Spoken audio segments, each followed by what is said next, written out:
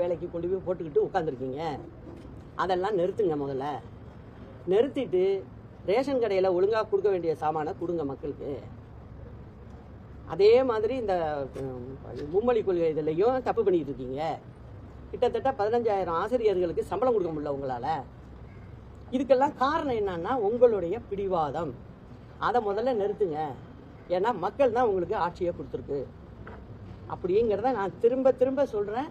ரொம்ப மோசமான கண்டிஷனில் தமிழ்நாட்டை தள்ளி கொண்டே வச்சுருக்கீங்க. அதை எனக்கு அது தெரியுங்கிறதுனால தான் நான் இவ்வளோ தூரம் பேசிக்கிட்டு இருக்கேன். அப்புறம் யாராலையும் காப்பாற்ற முடியாது. இப்போவே எவ்வளோ கோடிக்கு நீங்கள் கடன் வாங்கி முடிச்சிட்டீங்க. இதுக்கெல்லாம் வாங்கியெல்லாம் செய்ய முடியாது. அதனால் ஒழுங்கு மரியாதையாக மக்கள் வாக்களிச்சிருக்காங்க, உங்களை ஆட்சிக்கு கொண்டு வந்திருக்காங்க. ஒழுங்காக நீங்கள் செய்கிற வேலையை செய்யுங்கன்னு நான் கேட்டுக்கிறேன். வேற என்ன?